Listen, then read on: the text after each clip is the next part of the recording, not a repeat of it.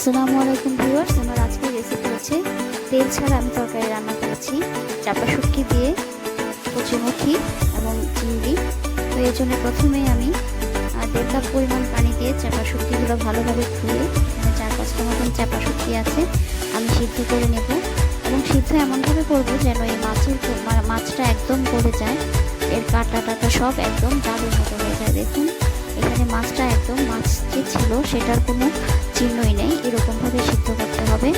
এবং সিদ্ধ করে আমি এটা ছেঁকে নেব, এই পানিটা ছেঁকে নেব। আজকে তেলের জায়গায়, তেলের পরিবর্তে আমরা পানি দিয়ে তরকারি রান্না করব। ভিউয়ার্স, আমার এই পানিটাতে আমি 1.5 টেবিল চামচ পরিমাণ মরিচ দিয়েছি, আর 1/2 টেবিল চামচ হলুদের গুঁড়া এবং 1 টেবিল চামচ পরিমাণ রসুন পেস্ট দিয়েছি। এই রান্নাতে আর কোনো মশলাই আমি ব্যবহার করব না। এখানে ছোট ছোট যে কচুমুখিগুলো আছে সেইগুলো আমি পিস করে নিয়েছি।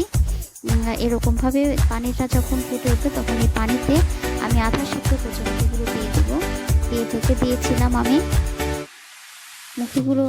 কচুমুখিগুলো প্রায় সিদ্ধ হয়ে গেছে, ও কাঁচামরিচও কিন্তু দিয়ে দিয়েছিলাম। আমি একেবারে কাঁচামরিচ দিয়ে বসিয়ে দিয়েছিলাম। ভিউয়ার্স, আমার রেসিপিটা ভালো লাগলে অবশ্যই সাবস্ক্রাইব করবেন, লাইক, শেয়ার এবং কমেন্ট করবেন। আমার আজকে রান্নার বিশেষত্ব হচ্ছে তেল ছাড়া। ভিউয়ার্স, আমি এখন ছোট চিংড়ি মাছ দিয়ে দিচ্ছি। আমি 1 মুষ্টি পরিমাণ ছোট চিংড়ি মাছ দিয়ে দিলাম।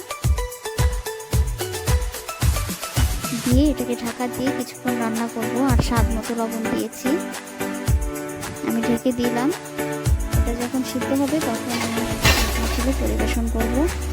ভিউয়ার্স, আমার আজকের রান্না এটা নতুন রাঁধুনিদের জন্য, আমাদের হবিগঞ্জের একটা প্রচলিত রান্না, যারা হবিগঞ্জের নতুন রাঁধুনি আছেন তাদের জন্য। ভিউয়ার্স, তৈরি হয়ে গেল আমার তেল ছাড়া তরকারি, কচুমুখী দিয়ে চাপা শুটকি। সবাইকে ধন্যবাদ।